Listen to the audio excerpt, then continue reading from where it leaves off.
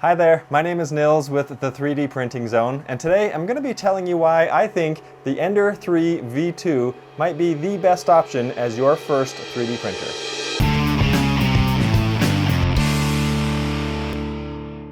Now, to give you a bit of context here, I've had 14 different 3D printers, so I've seen all different kinds, different styles, different price ranges, different things like that. This is definitely what I would consider an entry-level 3D printer. That said, it's got a lot of features that a lot of my more expensive printers do not have. Let's jump right into some things that I love about this printer, and then we'll follow that up with some things that I would love to see changed, perhaps in a future version. Now, the first thing I really love about this is these nice larger knobs for bed leveling. A lot of the printers I have, in fact the older ones in particular, started with these really tiny little knobs for adjusting, and they're stiff and difficult to use. These ones are much wider, and so you can do some kind of micro adjustments as you go, which is really handy. Now, on the topic of these dials and knobs, back here we have a feed control knob, which is really nice. You can see it working right now, and this thing just moves back and forth. You can watch it retract when it's retracting the filament and then push it back out when it's ready to print again. So it's kind of a nice visual indicator of what's going on. But more importantly, this gives you the ability to easily feed in new filament or retract new filament out when you need to pull it out of the Bowden tube right here. Believe it or not, of all the printers I've had, this is the only printer I have that has a knob like this, and I think it should be kind of a standard thing. They're just really convenient to have. Next up, you'll notice that I'm recording this whole video within literally inches of the Ender 3 V2. It's on, it's printing, the fans are running, it's doing its whole thing, and it is awfully quiet. You're not going to be hearing much, if any, movement of the X, Y, and Z axis. These things are really quiet, and that's one of the biggest enhancements that they made with the V2 was putting silent stepper motors on all of this. What I do hear is the fans from the power supply as well as the fans from the hot end. I would even dare to say that this might be one of the first 3D printers that I've owned that I can actually put in a bedroom or in a place where I'm sleeping without it really disturbing you. It kind of creates white noise basically. So if you're okay with some white noise of the fans running, then that's about all you're going to hear. You're not hearing a lot of movement. Sometimes there's even a musical tune to what this thing does as the X and Y axis move back and forth. You don't really hear that with the Ender 3. Another great feature on this printer are the belt tensioners. A lot of times with the belt tension, you have to adjust 2 screws on one side, 2 screws on the other, pull it back, hold it in place, and then adjust those screws to tighten them back into place. With this, you've got these simple belt tensioner knobs. Here on the X-axis and here on the Y-axis, all you have to do is just twist that a little bit, and it's basically got a threaded bolt in here that's pulling the whole axis or the whole roller toward the knob here, so that makes it really easy to tighten or loosen that as you need to. Another thing I love about this printer is the switch to micro USB. So this has micro USB, which is the very common type of USB that we use on a lot of phones, devices, little things for charging, things like that. I probably have 2 or 3 dozen micro USB cables kicking around the house, and you probably do too. Next is the form factor for the Ender 3 V2. This is a very similar form factor to the prior versions of the Ender 3, and it's just become kind of a standard where you have your power supply and everything built in. You've got some sort of a touch screen or an interface or a knob control, something like that over on one side, and then it's a tower up. You've got the extruded aluminum holding everything together. This one does have the tower arms here that are kind of a thicker, a double height, and then it's got the single thickness going across on the X-axis and across the top pane here of the gantry. So it's a decent, solid metal build quality here, and it really works pretty well. I'm not experiencing any issues with it moving around. You can see as it's going here, I'm not seeing movement up here, even with the weight of the spool sitting up on top. So a decent build quality, a good form factor, and one that's really being copied by different manufacturers all over the place right now because this one just works. Now, speaking of a good form factor, another thing they've added here is these really nice rubber feet. If I had to guess, I'd say those are about 5/8 of an inch thick, maybe about 18 millimeters thick.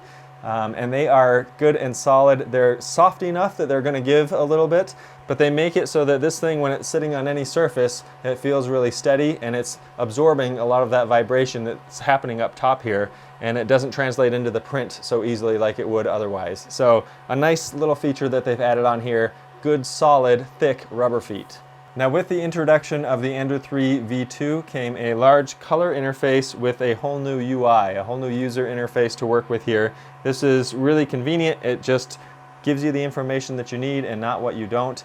I always check that on 3D printers. I want to make sure that while it's printing, like right now for example, I can see how much time has elapsed in the print so far, how much is remaining, and then I want to see both my target temperature as well as the current temperature for both the bed and the hot end. And then another one that I really like to be able to see is the Z. So right now it's at 0.00 on this, and I think there's something wrong with it right now. I do have the latest firmware on here, but for some reason it's not showing the actual Z height, and I love to see that Z height in case something goes wrong or I'm not sure, and I can just pick that up where I left off. So typically that's going to be there, and I've seen it on other prints. I'm not sure what's going on this one, so not perfect, but definitely a pretty decent interface here.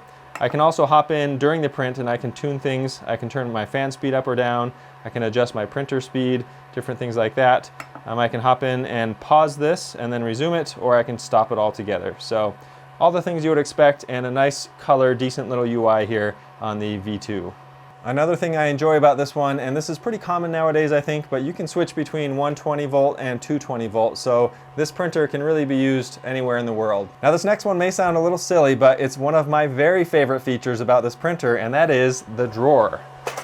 There's a built-in drawer here where I can keep the snips, I can keep some wrenches, I can keep screwdrivers, nozzle cleaner, declogger, some extra screws, things like that. All of that can sit right here in the drawer, and then when I'm not using it, it tucks away right in there and I'm good to go. I don't have to keep those on the side of the printer. So like I say, I've had all these printers, and usually I've got this little box of them. I've had to 3D print something that mounts on there somewhere, something like that, where I have to put it somewhere else on the side. I have to find a way to take care of that. It's just a thoughtful thing to say, you know, we've got some room in here, let's just give you a little drawer and you're good to go.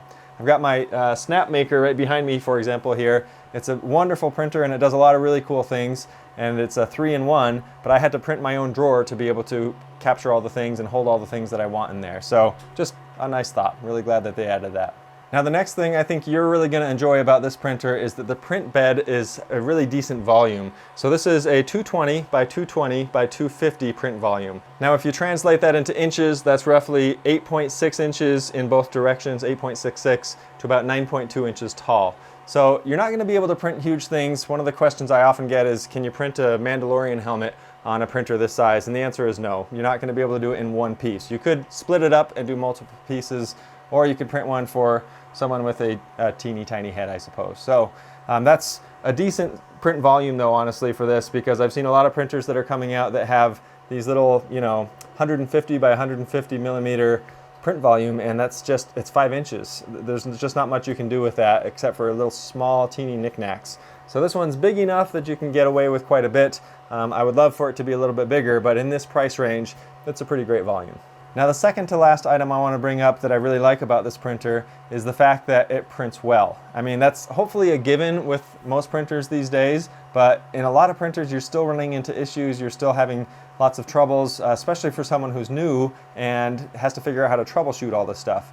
There is a lot less troubleshooting that you're going to have to deal with a printer like the Ender 3 V2. So that's another reason I can really recommend this one as a first-time printer, and it just works well. What it's printing right now, for example, you can see I've printed a handful of things over here. I've done a couple more things that are off camera here, but I've never had an issue with it. It's just worked. And I'll tell you a little bit more in my number one as to why I think that is, or a big factor in that. But generally speaking, it's solidly built. The software works really well. It runs off the Marlin system, which is very common and upgradable too if you're interested.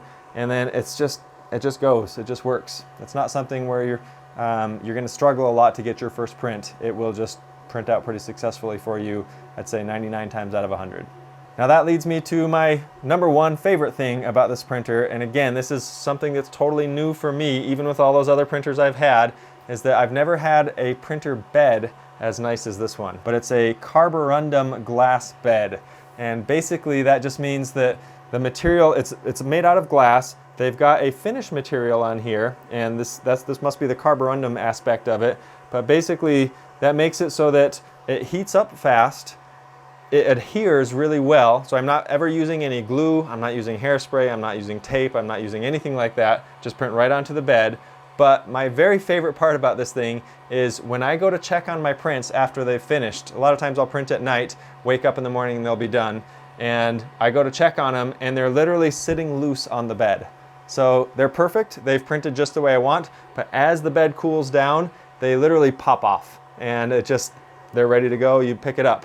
I don't have to use one of my putty knives to kind of wedge it in there. I don't have to get something ultra sharp to try to sneak it into a corner and then pry. I don't have to worry about breaking things. There's no scratches on this thing because it's never really been touched by a putty knife. Everything has popped off. I'll stop talking about it now, but man, that is a really cool feature, and it will spoil you if you switch from this to something that doesn't have a carborundum glass bed.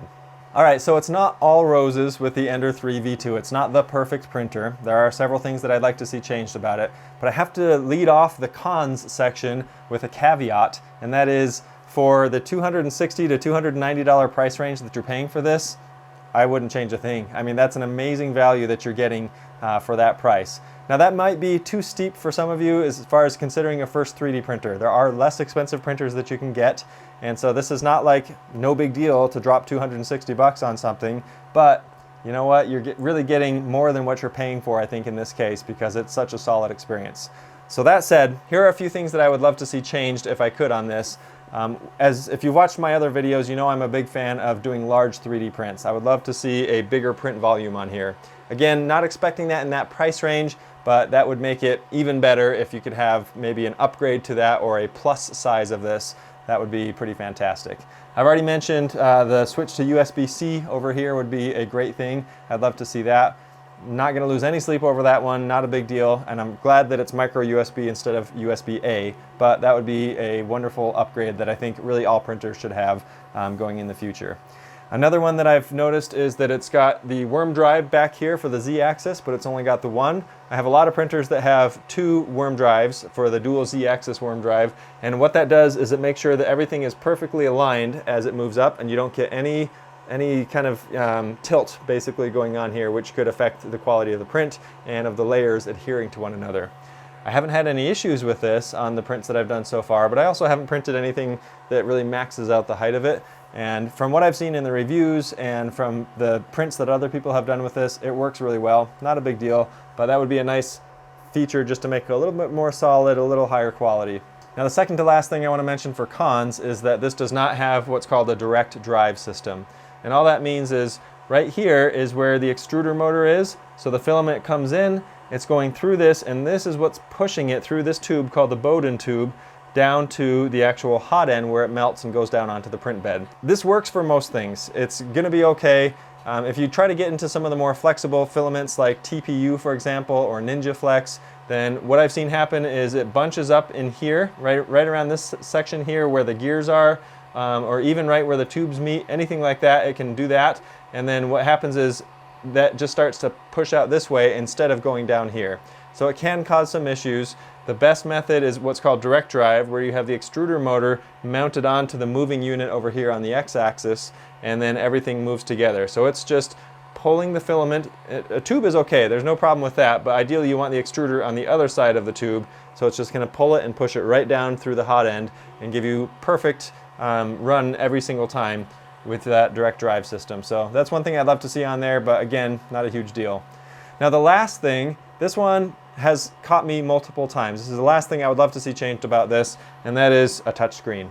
I do not know what the manufacturing costs are to add a touchscreen to a system like this, but my goodness, I think I've probably tapped and touched on this thing like 100 times in the last several days, just trying to get familiar with it and to move around. And then I realized, oh yeah, you've got to use the knob, tap on the knob, that kind of thing. I've got a lot of printers, especially some of my earlier printers, that use the same setup, and whether it's with a 2-color screen or a full-color screen, but let's go with touchscreens. They're so much easier. We're used to them. This looks and feels like a little phone, but you can't touch it. So that would be another thing I would love to see changed at some point. But again, I know that all of these things that I'm listing as cons increase the cost of the printer. So it's just some feedback for Creality, some things I'd love to see changed at some point. But as you heard, the list of pros that I have for this thing is huge. I think I counted 15 of them that were just things that I think are really well done on this printer, and that's pretty impressive for a printer coming in at such a low price point. So hopefully you found this review helpful and you can see why I would recommend this as somebody's first 3D printer. And honestly, for someone who's owned a lot of printers like myself, it's still a great printer to have, and it's just going to be reliable. It's well tested and it's well thought out. So whether this is your first or your second, third, or fourth, or 14th, or 15th printer, this is going to be a good one that you'll be able to rely on for years to come. Now, if you check the links in the description below, you will find a link to where you can purchase this printer for yourself. And if there's any sales going on at GearBest, for example, which they often have, I'll make sure to update that description with those sales so that you can take advantage of that. They often do things around the holidays, the Chinese New Year, different things like that. So feel free to take a look there, see if you can get a great deal on this awesome little printer. If you have comments or feedback, did I miss anything? Are there things that I should have mentioned but didn't? Feel free to leave those in the description below. And if you disagree with any of the things I mentioned, I'd love to hear about it. Thanks for joining me at the 3D Printing Zone. My name is Nils, and we'll see you next time.